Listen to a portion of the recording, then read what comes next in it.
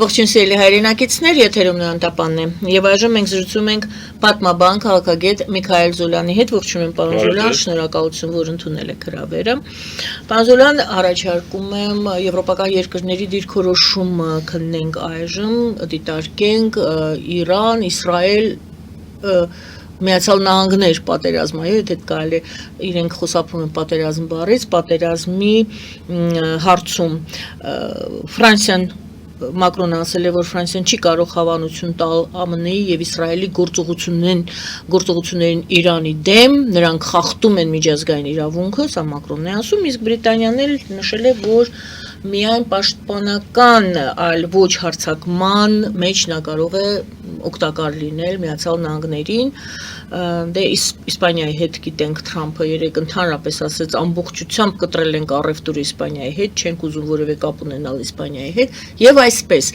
Միացյալ Նահանգներ, եվրոպական երկրներ մեզ համար կարևոր է, քանի որ մենք ունենք հարաբերություններ եւ եվրոպական երկրների հետ, եւ Միացյալ Նահանգների հետ, եւ Իրանի հետ։ Դե ես կարծում եմ, որ եվրոպական այս առաջնորդների արձագանքը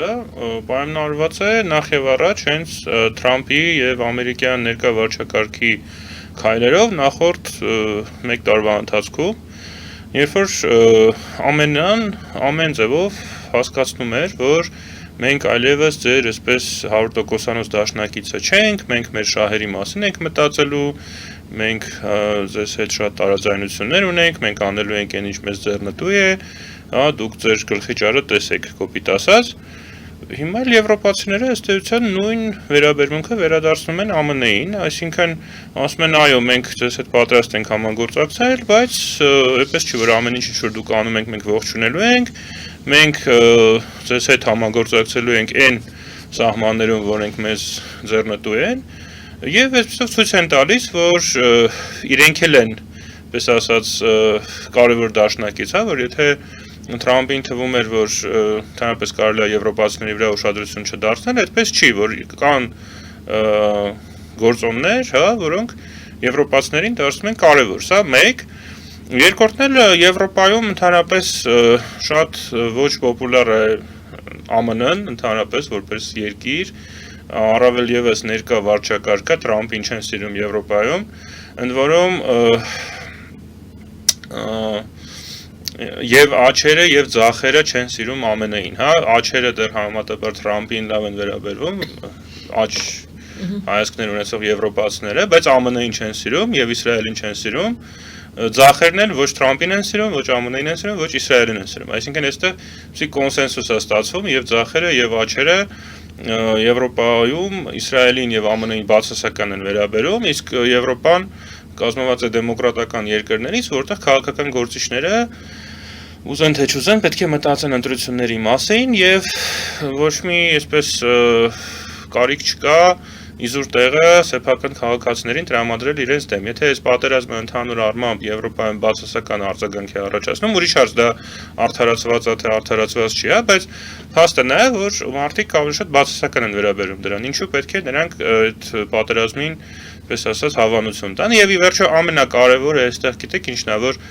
Թրամփի վարչակարգը ինքը, ոնց ասեմ, ինքը իրանց թվում էր, որ կարելի է հրաժարվել նախորդ աշխարհակարգի մեջ ԱՄՆ-ի ունեցած պատասխանատվությունից, բայց շարունակել քաղել օգուտները։ Այսինքն նախկինում ոնց էր, գոնե արևմուտքի տեսակետից ԱՄՆ-ն այսպես համաշխարհային ոստիկանի դեր էր խաղում, որը մի կողմից ԱՄՆ-ին տալիս էր մեծ հնարավորություններ, մյուս կողմից որոշակի պատասխանատվություններ ենթադրում, եւ այդ ամեն ինչը պետք է արվեր ոչ թե հանուն ԱՄՆ-ի նեղ շահերի, այլ հանուն ինչ-որ արժեքների, ժողովրդավարություն, մարդու իրավունքներ, չգիտեմ, համաշխարհային ինտեգրում, առևտուր եւ այլն։ Հիմա ԱՄՆ-ն ասում է, ըստ էության մեզ չեն հետաքրքրում մարդու իրավունքները, մեզ չի հետաքրքրում ժողովրդավարությունը, մեզ չի հետաքրքրում համաշխարհային առևտուրը, տնտեսական ինտեգրումը եւ այլն, մեզ հետաքրքրում են մեր շահերը։ Ու մեր շահերից ելնելով մենք, ասենք, ինչ-որ գործողություններ ենք ձեռնարկում։ Եվ բնականաբար մնացած բոլորը ասում են, դե մենք էլ մեր շահերից ելնելով կամ աջակցում ենք, կամ չենք աջակցում, կամ նույնիսկ դատապարտում ենք։ Իսկ այն որ միջազգային իրավունքի տեսակետից սա մեղմ ասած կասկածելի գործողություններ են, դա ակնհայտ է։ Եվ եթե մենք հիշենք Իրաքի պատերազմը, հա, որտեղ շատերը հիմա համեմատում են Իրաքի հետ, Իրաքի պատերազմի պարագայում կար այսպես կոչված coalition of the willing, հա, այդպես ասած ցանկացողների կոալիցիա, որի մեջ կային շատ պետություններ եւ մեծ աշխատանք էր տարվում ԱՄՆ-ի կողմից այդ հարձակումը հիմնավորելու համար։ Ուրիշ հարց, որ պարզվեց, որ այդ տեղեկությունները, որոնցով նրանք հիմնավորում էին, չէին համապատասխանում իրականությանը, հա, քիմիական զենքի մասին եւ այլն, բայց միևնույն ժամանակ ամբողջ աշխարհը գիտեր, որ Սադամ Հուսեյնը բռնապետ է, որը սեփական ժողովրդին, գոնե քրդերին կամ շիա մուսուլմաններին ճնշում է, հա, նույնիսկ ցեղասպանության է ենթարկում եւ այլն, եւ շատ թե քիչ պարզ էր, թե ինչու է ԱՄՆ-ն ձեռնարկում այս գործողությունը։ Այսօր բացի երևի Իսրայելից եւ արաբական ծոցի երկրներից կամ Պարսից ծոցի երկրներից ուրիշ ոչ միտեղ աջակցություն չունի այս գործողությունը, որովհետեւ ոչ մեկի համար պարզ չի։ Մեկ էլ իրանցիները, ովքեր դժգոհ են ռեժիմից, երևի ամենա բուրըն աջակցությունը հենց նրանք են դրսևորում, բայց այդ խաղակարգն էլ ԱՄՆ-ն այսպես շատ հստակ չի օգտագործում, հա, այսինքն եթե այս պատերազմը սկսվեր ոչ թե Թրամփի օրոք, այլ ասենք Ջորջ Բուշի օրոք կամ Բարակ Օբամայի օրոք, հաստատ այս խաղակարգը կօգտագործվեր, կասեր, տեսեք, իրանական ռեժիմը ոչնչացնում է իր քաղաքացիներին, ցեղասպանության է ենթարկում, անհրաժեշտ է խառնվել, որպեսզի խաղաղ բնակիչներին փրկել։ Բայց Թրամփը դա էլ չի ասում, հա, դա ասում է, ոնց որ Թրամփը ամեն ինչից մի քիչ ասում է, բայց վճռական ոնց որ բարձ չի, թե վերջին թեման ինչ է։ Քրդերի հետ է խոսում, Իրաքի քրդական առաջնորդի հետ Թրամփը իր ձեռքով հեռախոսով խոսում է։ Սա ինչ է։ Դե, դա լավ ցույց տալիս, որ չգիտեմ, տեսեք, մի կողմից մենք տեսնում ենք, որ բավական լավ պատրաստված օպերացիա է, եւ արդեն մենք տեսնում ենք, որ լուրջ արդյունքների են հասել Իսրայելը եւ ԱՄՆ-ն։ Մյուս կողմից ինչ վերաբերում է դրա, այսպես ասած, քաղաքական հիմնավորումներին, որով պետք է զբաղվեն քաղաքական գործիչները, հա, այդտեղ մենք ունենք այսպիսի իրարամերժ մոտեցումներ։ Մեկ Թրամփը ասում է, որ մենք ուրեմն աջակցում ենք այս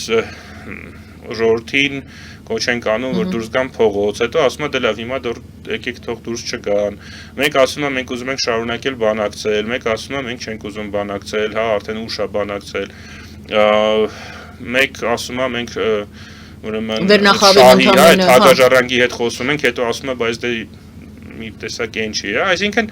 Չէ, հետո ասում է գլխավորին կհանենք, ուրիշին կդնենք, ռեժիմ չենք փոխում։ Այդ ուրիշներին ում որ պատրաստում էին դնել, իրանք էլ են զոհվել։ Այսինքն շատ գիտեք ինչ Թրամփը միջազգային քաղաքականությունը Թրամփի համար քիչ այսպես նոր ոլորտ է, հա, չնայած նոր ոլորտը որն է, իհարկե ինքը եղել է նախագահ արդեն, բայց ընդհանուր առմամբ սա իր ուժեղ կողմը չի, հա, Թրամփը շատ ուժեղ խաղացող է ամերիկյան ներքին քաղաքականության մեջ, վերջը 2 անգամ ընտրություններ է հաղթել, հա, որովհետև Ամերիկայի ներքին քաղաքականությունը ընտրական այդ նախընտրական գործընթացները ըստ էության շոու բիզնեսի տրամաբանությամբ է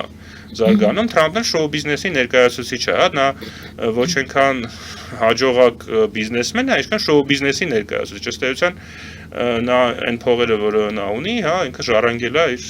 ծնողներից եւ առանձնապես չի մեծացրել այդ բիզնես կայացությունը, բայց նա շատ հաջողակ է որպես շոու բիզնեսի ներկայացուցիչ։ Իսկ ամերիկյան ներքին քաղաքականությունը մեծ հաշվով դա շոու բիզնես է, նույն օրենքներով է։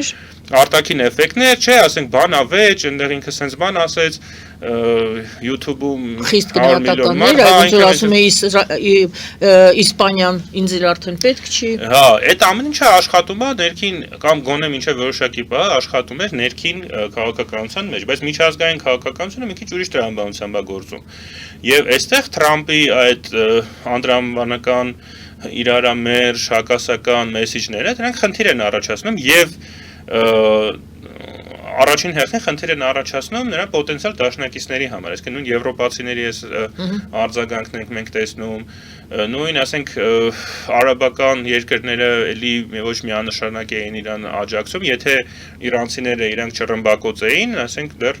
մենք չգիտենք ինչ կլիներ, հա, ուղղակի իրանցիները իրանք սկսեցին ռմբակոծել Պարսից ծոցի արաբական երկրները, այդ արաբական երկրներն էլ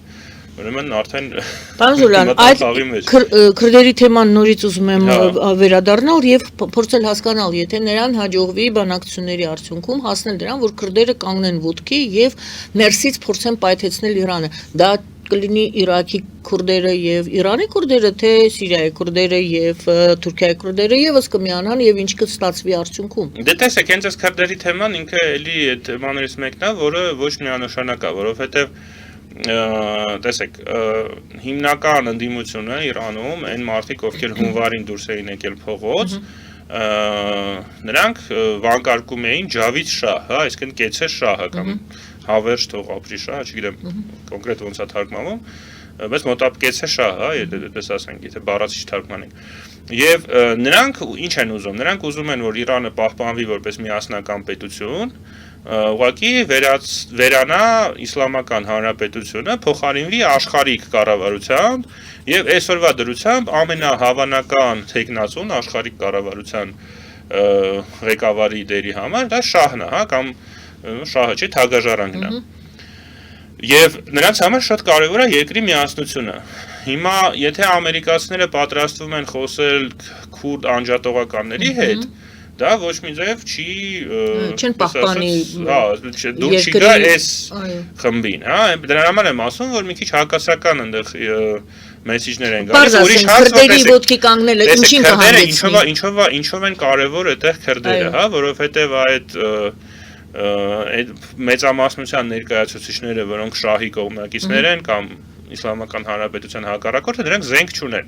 եւ չունեն զինված պայքարի փորձ։ Քրդական կազմավորումները, ինչպես եւ մերձավոր արևելքի մյուս երկրներում գիտենք, հա, որ կան եւ Իրաքում, եւ Թուրքիայում, եւ Սիրիայում, բոլոր այդ տեղերում քրդերը ունեն զինված պայքարի փորձ եւ զինված են Եվ այդ իմաստով նրանք շատ կարևոր դեր կարող են խաղալ։ Հիմա եթե ամերիկացիները կարողանան այս նուրբ դիվանագիտական խաղը խաղալ եւ մի կողմից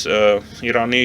պես մեծամասնության աջակցությունը ստանալ, բայց մյուս կողմից այս քրդերի հետ խոսել, բայց նաև նրանց հետ պայմանավորվել, որ նրանք որպես անջատողական հանդես չգան, այլ համագործակցեն այդ հիմնական ընդդիմության հետ, դա իհարկե շատ կարևոր կարող է լինել, որտեղ այդ դեպքում կստացվի, որ մի կողմից մենք ունենք այս քրդական կազմավորումների ռազմական փորձը եւ զենքը, մյուս կողմից ունենք Իրանի բնակչության մեծամասնությունը, որը զենք չունի, բայց ունի դժգոհություն իսլամական հանրապետությունից։ Եվ եթե նրանց կարողանան այսպես ասած միավորել, դա շատ կառավարելի դարձնեն դա։ Դե տեսեք, այստեղ ես ենթադրում եմ, որ ամերիկացիների եւ իսրայելցիների ծրագիրը հետեւյալն է, նրանք ոչնչացնելու են Իրանի ռազմական ներուժը, մասնավորապես հակաօդային պաշտպանությունը,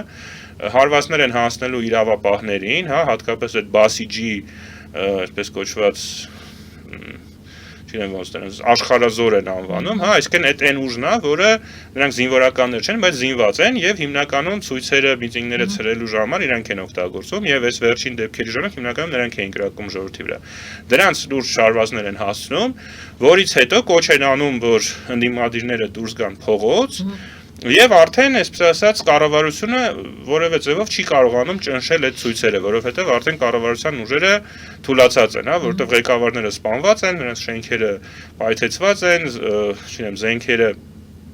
քիչ զենք ավելի քիչ ունեն, որովհետև պայթեցրել են արդեն զենքի պահեսները եւ այլն եւ այլն։ Եւ ներքին հեղափոխություն է լինում, հա։ Եվ ներքին հեղափոխություն է անում, որին կաջակցեն օդից, հա, ինչպես հիշում եք Լիբիայում ոնց էր, Լիբիայում օդից այնտեղ ապստամբություն էր բարձրացել Քադաֆիի դեմ եւ Քադաֆին նրանց արդեն ճնշում էր, բայց այդ ժամանակ օդային ասած գրով սկսվեց Քադաֆիի ուժերի դեմ եւ այդ օդային աջակցությամբ արդեն ապստամբները հաղթեցին։ Կարծում եմ, որ ավելի շատ սա է ծրագիրը, ավելի շատ մի սցենարը։ Մի սցենարը դա է, որ այնտեղ ապստամբություն, նրանք հարված են հասցնում Իրանի ներկա պես կառավարական ուժերին, դրանց գլխատում են, թուլացնում են, որից հետո սկսվում է ապստամբություն եւ իշխանությունը փոխվում է։ Կարծում եմ, սա այսպես ասած լավագույն տարբերակն է ամերիկացիների, իսրայելցիների եւ իրանյան ընդդիմության տեսակետից։ Եթե դա չի ստացվում, կարծում եմ նրանք կփորձեն անշուշտ Վենեսուելայի տարբերակ իրականացնել, ինչ իմաստով, հա, ոչ թե որ կփորձեն ձերբակալել ինչ-որ մեկին տանել Նյու Յորք, հա, դա արդեն չի լինի, արդեն այդ որ պիտի ձերբակալեն զոհվեց, հա։ Բայց կփորձեն հենց այդ ռեժիմի ներսում, առանց ռեժիմը փոխելու, ռեժիմի ներսում գտնել ինչ-որ մարդկանց, ովքեր ավելի պրագմատիկ են, ովքեր պատրաստ են փոխզիջման, եւ այդ մարդկանց հետ բանակցել, իրենց ագենտների։ Հա, այդ ագենտներն էլ շատ հավանականավոր կան, որտեղ եթե չլինեին, բարձ չի թե ոնց իրենց հաջողվեց միանգամից այս մի քանի օրվա մեջ այդքան բարձր որում չբացահայտված շատ խորը Դե գիտեք հիմա օրինակ հայտնվել են մամուլում տեղեկություններ, թե իրենք ուրեմն կարողացել էին հաքերների օգնությամբ կոտրել ուրեմն բաները այդ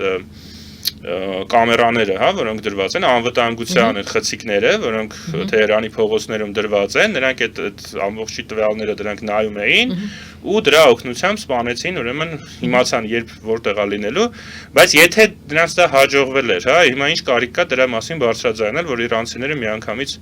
անջատ են այդ ամեն ինչը, հա, այսինքն դրա համար մի քիչ այս փուլում բոլոր տեղեկությունները, որը մենք ստանում ենք, ինձ թվում է պետք է մի քիչ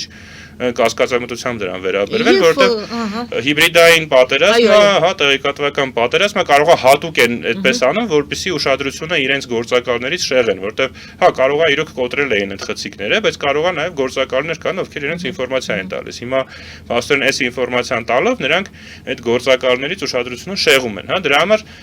Ինձ թվում է այս փուլում պետք է թերահավատ լինել բոլոր նման տեղեկությունների հանդեպ եւ փորձել իրավիճակը գնահատել բոլոր կողմերին նայելով, հա, թե ինչ են ասում բոլոր կողմերը։ Վերադառնանք եվրոպական երկրներին, որպեսզի այդ թեման վերջացնենք, արդյոք դուք չեք կարծում, օրինակ նույն Ֆրանսիայի այս ձևակերպումը, որ Թրամփը ճիշտ չի գործել միջազգային իրավունքի օրենք է խախտել Գերմանիան, Ֆրանսիան, Մեծ Բրիտանիան հայտարարել են, որ չեն մասնակցի Իրանի դեմ հարվածներին, կոչ են անում վերսկսնել բանակցությունները։ Արդյոք չեք տեսնում, որ կա մտավախություն, վախ, պարզ ասենք, վախ, որ եւ Իրանից հարվածներ կարող են ստանալ այդ երկրները եվրոպական, եւ Ռուսաստանը կարող է միանալ Եվ չենք մոռանում Չինաստանին, որը նշվում է բոլոր վերլուծաբանների կողմից, դուք էլ կասեք համաձայն եք թե ոչ, որպես վերջնանպատակ այնուամենայնիվ Միացյալ Նահանգների Իրանը այդ նույն շղթայի մեջ է, որը եղել է Վենեսուելան, որը եղել է Սիրիան, հիմա էլ ուրեմն Իրանն է, վերջնանպատակը Չինաստանն է։ Հարցս, արդյոք եվրոպական երկրները վախ ունեն, որ պատերազմը կարող է գալ իրենց երկրներ։ Դե տեսեք վախ ես չի ասի վախ բառը երևի Հենց վախ ես այդ եմ ցել Դե ես կասեի տրամաբանական մտահոգություններ ունեն Լավ Ոչ այնքան Իրանի հետ կապված որտեվ Իրանը դժվար թե նույնիսկ եթե կարողանա երկու հատ հրթիռ արձակել դժվար թե այդ հրթիռները տեղ հասնեն Չինաստանից էլ վտանգ գուցե չի Դե Չինաստանը դժվար թե ռազմական ինչ-որ հարված հասնի բայց Ռուսաստանը կարող է օգտվել եւ արդեն խոսակցություններ կան որ նախ Ռուսաստանի համար ձեռնտու է նավթի գների բարձրացումը, որը տեղի ունեցավ արդեն եւ կախված նրանից թե պատերազմը ինչքան կտևի, կարող է այդ բավականին երկար տևել նավթի գների բարձրացումը, սա մեկ։ Ինչը կուժեղացնի Ռուսաստանը եւ նաեւ կուժեղացնի Եվրոպայում այն մարդկանց ձայները, ովքեր ասում են դե եկեք Ռուսաստանի հետ բարի շենք, գազ սկսենք նորից ներմուծել եւ այլն, որովհետեւ գազի խնդիր էլ կա հիմա։ Չէ, հիմնական գազի արտադրողներից մեկը Քաթարն է, մյուսը Իրանն է, հիմա երկուսն էլ ոնց որ չեն կարողանում արդյունաբերել։ Բացի դրանից կա նաև, տեսեք, մի կողմից Ռուսաստանին ձեռնտու է նավթի այդ գների բարձրացումը, մյուս կողմից Ռուսաստանի դաշնակիցներից մեկին լուրջ հարված է հասցվել եւ Ռուսաստանը հաստատ ավելի դրանից, այսպես իրեն վտանգված կզգա եւ դրա արդյունքում ավելի արմատական գործողությունների կարող է դիմել, հա, որովհետեւ հատկապես այն փաստը, որ անձամբ պետության ղեկավարը ոչնչացվեց, սա շատ անհանգստացնող է Պուտինի համար, որովհետեւ մինչեւ հիմա Պուտինի բոլոր գործողություններում այսպիսի տրամաբանություն կար, որ հասարակ քաղաքացիներին մենք չենք խնայում, ինչքան ուզում են թող մեռնեն միլիոններով, բայց պետությունների ղեկավարներին ձեռք չենք տալիս եւ նույնիսկ Զելենսկուն, այսպես մինչեւ հիմա փորձեր չեն եղել անձամբ Զելենսկուն ոչնչացնել, չնայած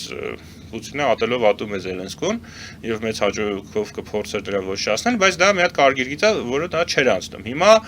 Պուտինը կարող է իրեն ավելի վտանգված զգալ, ասել, որ արդեն ռուսական Դա շատ հետաքրքիր է այդպես այսօր հետևել թե ռուսական քարոզչամաքենան ինչպես է արձագանքում։ Եվ այնտեղ այսպեսի միտք կա, որ այդ տեսեք Մադուրոյի հետ բանակցում էին, իրան ձերբակալեցին։ Խամենեի հետ կամ Իրանի հետ բանակցում էին, Խամենեին սպանեցին։ Հիմա էլ մեզ հետ են բանակցում։ Կարող է դա նշանակում է, որ մի օր էլ Թրամփի բանակցությունները կավարտվեն նրանով, որ կփորձեն Պուտինին սպանել։ Եվ դրանով Պուտինը ավելի վտանգավոր է դառնում։ Իսկ այդ վտանգը առաջին հերթին ամերիկան հերոյ է, հա, առաջին հերթինով է այդ վտանգը իր վրա զգալու Եվրոպան, հատկապես Արևելյան Եվրոպան, Լեհաստանը, Բալթյան երկրները, դե Ուկրաինան էլ չենք ասում։ Դրա համար եվրոպացիները հասկանում են, որ հիմա այս ամեն ինչը նշանակում է, որ իրենց համար եւ Ուկրաինայի համար ռիսկերը բարձրանում են, որովհետեւ նախ եւ առաջ տեսեք, ինչքան զենք է ծախսում ԱՄՆ-ն մերձավոր Արևելքում։ Արաբական երկրները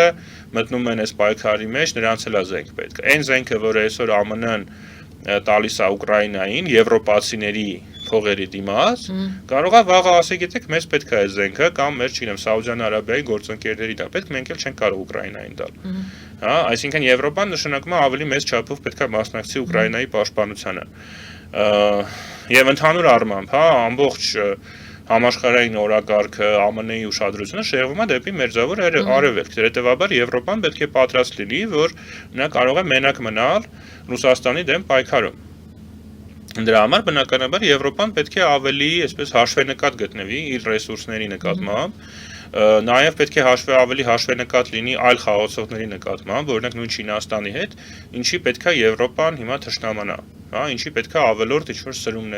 սրում լինի Չինաստանի հետ հարաբերությունների մեջ։ Եթե Ամերիկան իր շահերն է հետապնդում, Եվրոպան էլ իր շահերն է հետապնդելու եւ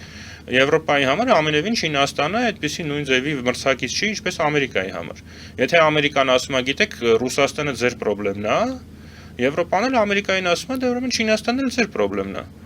Իրանն էլ էլի ավելի շատ ձեր խնդիրն է, քան մեր խնդիրն է։ Իհարկե, այս ինչ որ ես ասում եմ, դա պետք չի չափազանցնել եւ Եվրոպան այնուամենայնիվ կարծում է, որ չնայած այս հայտարարություններին, ի վերջո ավելի շատ ցանկանում է, որ այս պայքարում Իսրայելը եւ ԱՄՆ-ն հաղթող դուրս գան,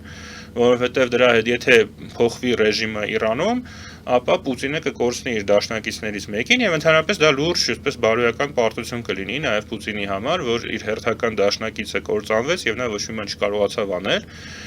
եւ արդեն Ուկրաինայում շատերը ողջևորված են այդ հեռանկարով, օրինակ ուկրաինական վերլուծաբաններին եթե լսում եք, նրանք միանշանակ, այսպես ասած, այս պատերազմում, ոչ որ Թրամփին շատ են սիրում ուկրաինացիները, բայց այս պատերազմում միանշանակ իհարկե նրանք դեմ են Իսլամական Հանրապետությանը, որտեղ Իսլամական Հանրապետությունը ըստ էության Ռուսաստանին տվեց իր ամենաարդյունավետ զենքը, այդ շահեդ դրոնները, որոնք այսօր Ռուսաստանը օգտագործում է ուկրաինական օդային պաշտպանությունը ճեղքելու համար, ուժեղ Իրանը դա նշանակում է ուժեղ Ռուսաստան։ Ու ես այսպես կասեի, Իրանի պարտությունը դա նշանակում է Ռուսաստանի թուլացում։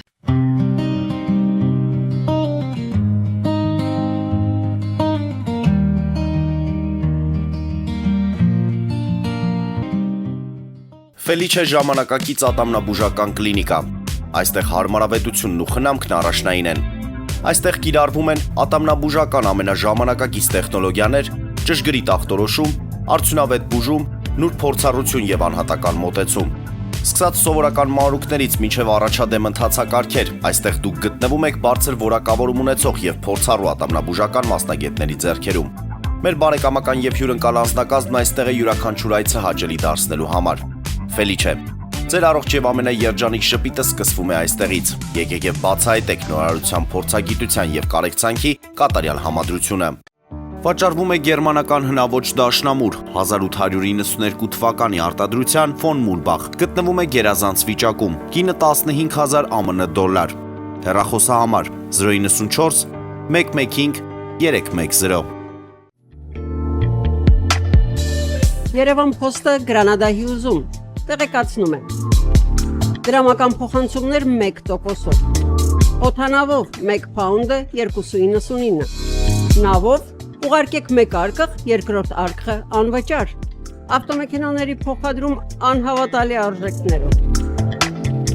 Ինչպես նաև կահույք եւ մեծ չափի բեռների փոխադրում։ Jackpot հագուստի խանութը երկրորդ մասնաճյուղն է բացել Գլենդելի սրտում, որտեղ կարող եք ձեռք բերել եվրոպական եւ ամերիկյան ընտիր հագուստեղեն, կոշկեղեն, աքսեսուարներ, պայուսակներ ամենահարմար արժեքներով։ Նաեւ կարող եք ցանկացած ապրանք պատվիրել եւ ձեռք բերել կարճ ժամանակում։ Jackpot-ի Գլենդելի հասցեն է 1135 North Pacific Avenue, հեռախոս 818 813 2252 Jackpot հագուստի լավագույն կենտրոնը Գլենդելում։ 60-ից ավելի ճանաչված եվրոպական բրենդների ինքնատիպ, չկրկնվող եւ մատչելի ընտրանին Fortuna Home and Country House խանութ սրահում։ Նորաոճ սպասք եւ կահույք հորեկա բնագավառի համար, տեքստիլ, տնտեսական ապրանքներ, ամեն ինչ գեղեցիկ կյանքի համար։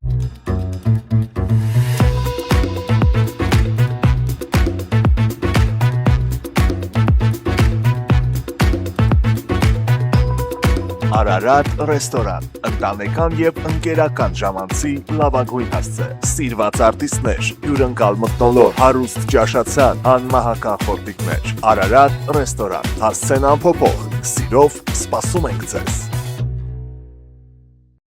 Լավագույն պաղպաղակ, բնական, համեղ եւ մատչելի գներով պաղպաղակը կարող եք ձեռք բերել բոլոր հայկական խանութներում։ Պահանջեք հայկական պաղպաղակ, Թամարա պաղպաղակ։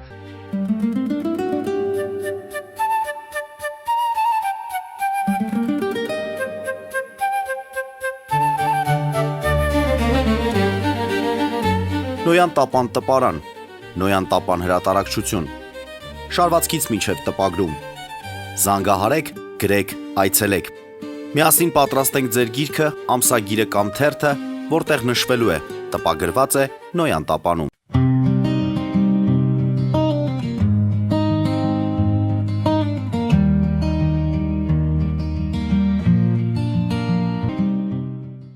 Իսկ Իրանի պարտությունը դուք համարում եք դա հավասար է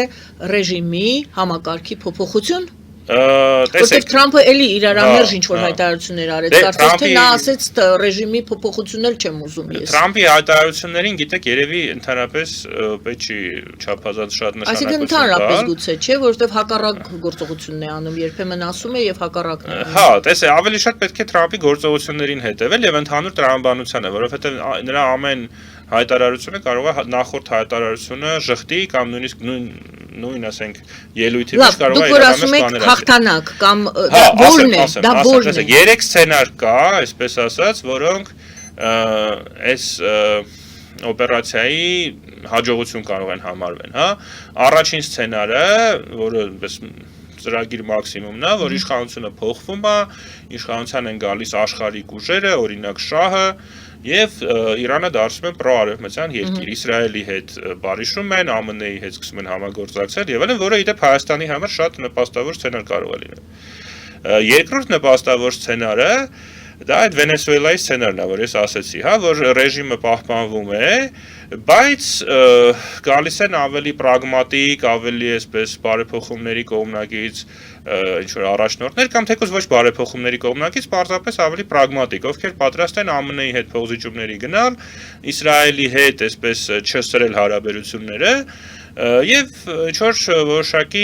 փոփոխություններ իրականացնել երկրի ներսում, պահպանել իսլամական հանրապետությունը, բայց փոփոխված։ Բայց դա հնարավոր է Իրանի որը դեպքում։ Կարծում եմ հնարավոր է, որտեղ այնտեղ կան բազմաթիվ տարբեր խմբեր այդ վերնախավի ներսում, այնտեղ կան պահպանողականներ, ծայրահեղ պահպանողականներ, բարեփոխականներ, չգիտեմ, այսպես պրագմատիկներ եւ համարում եք հնարավոր։ Այս համարում հնարավոր է եւ նույնիսկ դա իդեպ առանց այս պատերազմի կարող էր տեղի ունենալ, որտեղ միևնույն է, այս առաջնորդը արդեն բավականին մեծ տարիքի էր եւ նրա մահից հետո կարող է դա այսպես թե այնպես տեղի ունենալ։ Եվ երրորդ սցենարը դա այն է, որ իսլամական հանրապետությունը պահպանվում է, բայց խիստ թուլանում է։ Հա, եւ դա կարող է նաեւ նշանակել, որ ինչ-որ անջատողական շարժումներ են սկսվում, հա, նույն քրդերի կողմից, իրանական Ադրբեջանում կամ Ատրպատականում, հա, եւ այլն, որը երևի մեզ համար ամենա ոչ ձեռնտու սցենարն է, որտեղ դա կնշանակի, որ անկայունությունը Իրանում պահպանվում է եւ Իրանը այսպես դադարում է ուժեղ խաղացող լինել, բայց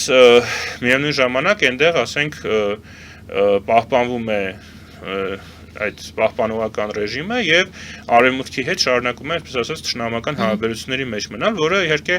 մեզ բոլորովին ձեռնտու չի։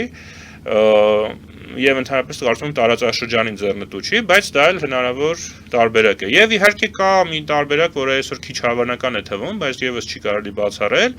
դա այն է, որ օրինակ չունեմ Չինաստանի օգնությամբ Իրանը կարողանում է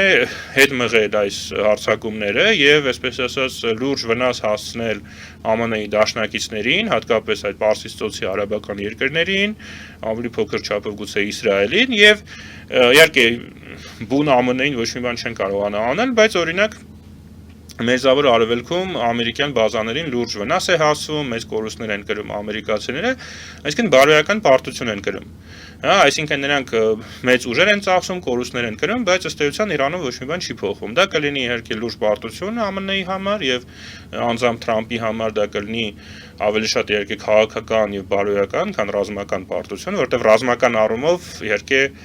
Իրանը չի կարող պարտության մատնել ԱՄՆ-ին, բայց այսպիսի բարոյական հաղթանակ կարող է։ Եթե հիշենք հատկապես ավարայրի ճակատամարտը, գուցե այս դեպքում էլ իրանցիները կարող են բարոյական հաղթանակ տանել։ Սա իհարկե Թրամփի համար ամենաոչ բարենպաստ սցենարն է, բայց դա էլ է հավանական, հա։ Իհարկե այսօր կարծես թե առաջին երկու սցենարների ուղղությամբ են իրականում։ Իսկ այդ երրորդը հեղափոխություն, քրդերի ապստամբություն եւ ոչ թե հեղափոխություն, այլ աղճատում, տրոհում, քաղաքացիական պատերազմ եւ տրոհում, դա իհարկե շատ մեծ վտանգ կա, բայց կարծում եմ, որ սա մի սցենար է, որին նաեւ այս գործող ուժերը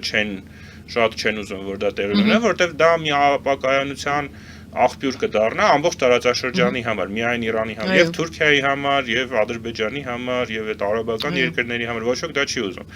Բայց ուղղակի իրադարձությունների տրամաբանությունը կարող է դրան հանգեցնել,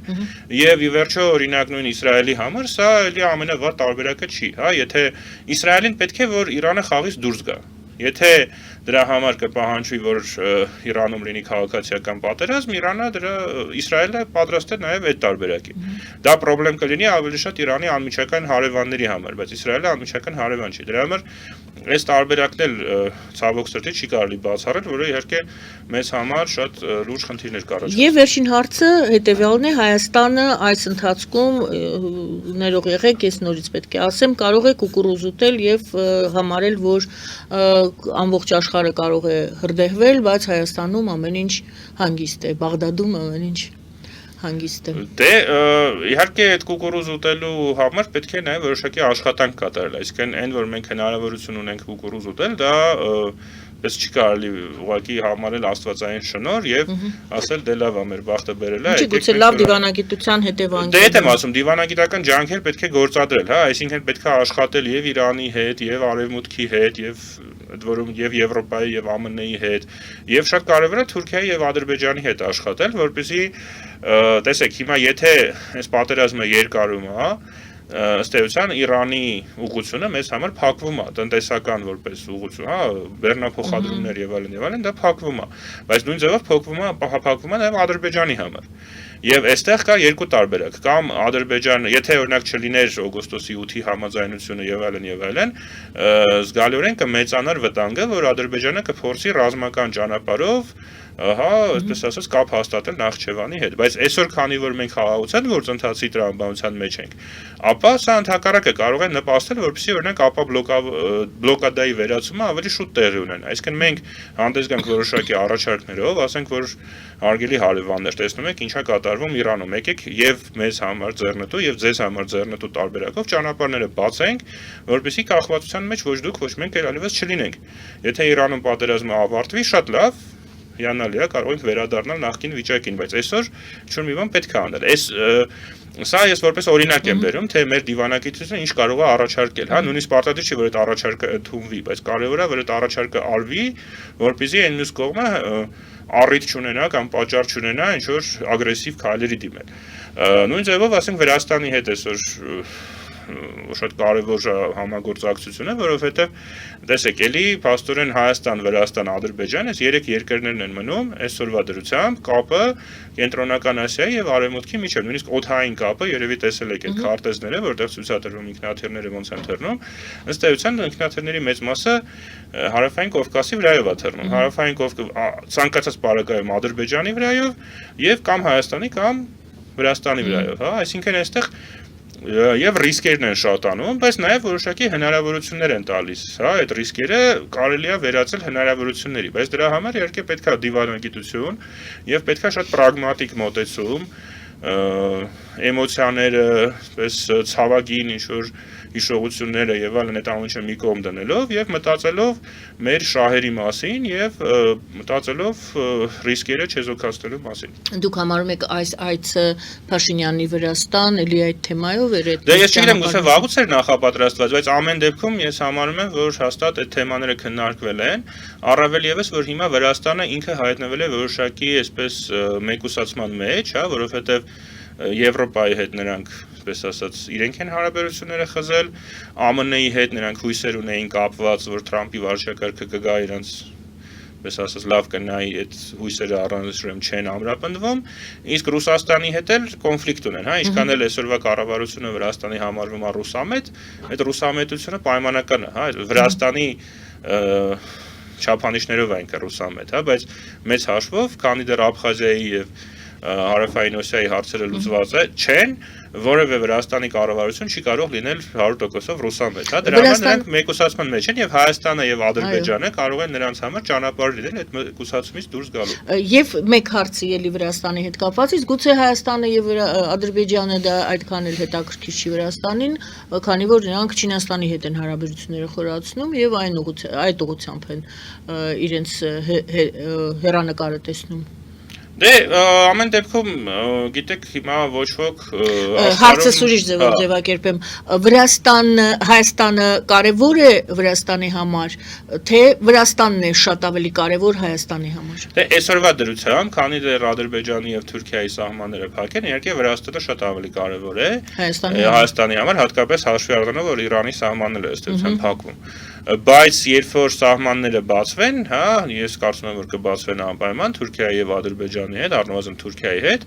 այդ պարագայում իհարկե իրավիճակը կփոխվի եւ ես կարծում եմ որ այստեղ ճիշտ կլինի որ Հայաստանը եւ Վրաստանը այս ամեն ինչին մոտենան ոչ թե մրցակցության տրամաբանության մեջ, հա, որը ոնց անենք մենք ավելի շատ փող աշխատենք, մյուսներին քիչ մնա, այլ այն տրամաբանության մեջ, որ սա մեր ամբողջ տարածաշրջանի համար մի հատ հիանալի հնարավորություն է ստեղծում որը կարող է երկար չտևի, հա, որովհետև տեսեք, հիմա այնպիսի իրավիճակ է, որ մեզնից դեպի հյուսիս, հա, Ռուսաստան-Ուկրաինա կոնֆլիկտն է, մեզնից դեպի հարավ Իրան մերձավոր արևելքի մեծ մաս ստեղծան կոնֆլիկտն է, հա, եւ երբ որ այս կոնֆլիկտները լուծվեն, էլի մեր մասին կարող են մոռանալ Բայց այսօր այնպիսի հնարավորություն է ստեղծվել, որ ամբողջ աշխարհի ուշադրության կենտրոնում ենք մենք, եւ դա նշանակում է ներդրումներ, դա նշանակում է ենթակառուցվածքների զարգացում, եթե մենք ճիշտ կարողանանք կողմնորոշվել, դա նաև նշանակում է ավելի բարձր աստիճանի անվտանգություն, հա, այսինքն այդ ամեն ինչը, ինչ որ ես ասում եմ, դա այն պարագայում, երբ որ մենք ճիշտ կողմնորոշվենք, հա, երբ որ մենք սխալներ ցույց չտանք։ Այսինքն, երբ որ մենք կարողանանք չեզոք մնալ այս կոնֆլիկտների մեջ, ինչը մենք անում ենք, ինչը մենք ինձ թվում է, որ առայժմ կարողանում ենք անել, եթե մենք ինքներս կոնֆլիկտների մեջ չմտնենք, հա, որը էլի առայժմ շատ թեքիչ ստացվում է, եւ եթե մենք կարողանանք այս ներդրումները, այս ներհոսքը ճիշտ օգտագործել, հա, ժամանակին օրինակ ենթակառուցվածքները վերանորոգել եւ այստեղ ես խնդիր եմ տեսնում, հա, որովհետեւ առայժմ ինձ թվում է այդ ամեն ինչի տեմպերը բավականին ցածր են եւ Հայաստանում եւ Վրաստանում մի քիչ ավելի այս մեծ պրոյեկտներ են իրականացվում, այնտեղ ասենք, չգիտեմ, գոնե երկաթուղին Ռուսաստանի ձեռքում չի եւ որոշակի մոդեռնիզացիա է տեղի ունենում, բայց այնտեղ էլ այնպես չի որ հա այդ շատ ամեն ինչի մենեջմենտը շատ արդյունավետ է, հա, ես կարծում եմ որ այստեղ երկու գործոն կա, հա, առաջինը որ մենք ունենք այդ հնարավորությունը, բայց պետք է այդ հնարավորությունը մենք կարողանանք նաեւ իրականացնել, հա, մենք պետք է կարողանանք զուտ մենեջմենտի տեսակետից կարողանանք այս ռեսուրսները, որոնք կարող են գալ մեր տարածաշրջան, կարողանանք այդ ռեսուրսները օգտագործել, որտեղ եթե սկսվեն ներդրումներ, բայց հետո այդ մարդիկ տեսնեն, որ այդ ներդրումները արդյունավետ չեն, էլ այդ ներդրումները չեն լինի։ Դրա համար հիմա լրիվ ուրիշ իրավիճակ է ստեղծվում եւ այդ իրավիճակը ուրիշ մարտահրավերներ է մեզ համար իր հետ բերում, հա, այսինքն այնտեղ կան մեծ հնարավորություններ, բայց այդ հնարավորություններից պետք է կարողանալ օգտվել։ Եվ մենք ընտրությունների նախաշեմին ենք, դա շատ բարդացնելու է Հայաստանի վիճակը, անկայուն անկայունություն կարող ենք ակնկալել, որ լինելու է, ակնկալել բառը սխալ օգտագործեցի, սպասել, որ կարող է անկայուն լինել վիճակը Հայաստանում այս իրավիճակում, թե մինչև այդ Իրանի եւ Միացյալ Նահանգների հարցը ձեզ թվում է արդեն ավարտված կլինի եւ էլի մենք մեր հունով կգնանք դեպի ընտրություններ։ Դե ես հույս ունեմ իհարկե, որ այդ պատերազմը շատ երկար չի տևի, Թրամփը ասում է մի քանի շաբաթ, 3-4-5 շաբաթ, ամեն դեպքում այդ պատերազմի տրամաբանությունը այնպիսին է, որ ինչքան ավելի երկարի, այդքան բոլորի համար դա վնասակար կլինի։ Իսկ Իրանին ձեռնտու է, որ երկար լինի։ Իրանը այդքան ռեսուրս չունի, որ երկար։ Գուցե Իրանին ձեռնտու է, որ երկար լինի, բայց Իրանը չունի այդքան ռեսուրսներ եւ Իրանի զենքը կարող է ուղղակի վերջանա, հատկապես որովհետեւ բարձր որ տանկերը ասենք չեն վերջանա կամ գնդացիրները, բայց խոսքը հրթիռների մասին է, դրոնների մասին է, որոնք նաեւ հիմա ոչնչացվում են իրենց պահեստներում, հա, այսինքն ես կարծում եմ, որ երկարատև պատերազմի ռեսուրս Իրանը չունի, եթե Ամերիկան, այսպես ասած, զորք չբերի հենց Իրանի տարածք, բայց Ամերիկան կարծում եմ այդքան հիմար չի, որպեսզի ամերիկյան զինվորներին բերի Իրանի տարածք։ Փորձելու են հենց իրանցի ընդդիմության ձեռքով ինչ-որ բան անեն, եթե ստացվի, չի ստացվի։ Երկու պարագայում էլ ես այդ ռեսուրսը չեմ տեսնում, որ ամիսներ տևի դա։ Հա, բայց իհարկե երբեք ոչ մի բան չեն կարող բացառել, պատերազմը դա միշտ անկայունություն է, դա միշտ կանխատեսելիություն է, վերջը Պուտինն էլ 3 օրվա մեջ էր մտածում Կիևը գրավեր, հիմա 4 տարուց ավել է տևում այդ պատերազմը, դրա համար իհարկե բոլոր տարբերակներին մենք պետք է պատրաստ լինենք։ Ինչ վերաբերում է կոնկրետ մեր ընտրություններին, ես կարծում եմ, որ սա մի կողմից ավելի մեր քաղաքական դաշտը եւ մեր ընտրողներին կստիպի լինել ավելի իրատես, ավելի սառնասիրտ, չընկնել ինչ-որ էմոցիաների եւ պես ուտոպիաների հետևից, այլ հստակ նայել իրավիճակին եւ որոշումները կայացնել այդ իրավիճակից ելնելով։ Սա կարծում եմ շատ դրական երևույթ է, հա, եթե իրոք մեր ընտրողները այդպես կարողանան առաջնորդվել այդ տրամաբանությամբ, բացասականը նաեւ, որ քանի որ մեր տարածաշրջանի կարևորությունը բարձրանում է, ապա նաեւ այն ուժերը, որոնք ուզում են ապակայունացնել մեր տարածաշրջանը, նրանց համար եւս կարևորությունը բարձրանում է, հա, այսինքն եթե Ռուսաստանը պատրաստվում է ինչ-որ հիբրիդային գործիքներով փորձել միջամտել այդ ընտրություններին, հիմա նա առավել մեծ կարևորություն կտա դրան, հա, առավել մեծ ռեսուրսներ կներդնի, որովհետեւ եթե այսօր Հարավային Կովկասը ավելի կարևոր է Ռուսաստանի համար, հետևաբար նաև Հայաստանում տեղի ունեցող ընտրություններն են ավելի կարևոր Ռուսաստանի համար, հետևաբար նաև նա ավելի ակտիվ է լինելու, ավելի մեծ ռեսուրսներ է բերելու։ Այնպես որ այդ իմաստով եւս մենք պետք է շատ զգոն լինենք, շատ ուշադիր լինենք։ Շատ շնորհակալ եմ այս բաժնության համար։ Ես եմ շնորհակալություն։ Շնորհակալություն սիրելի հայրենակիցներ, պատմաբան քաղաքագետ Միքայել Զոլյանի հետ էինք զրուցում, զրուցվարում էի ես, Գայանե Առաքելյանս, բարին ձեզ։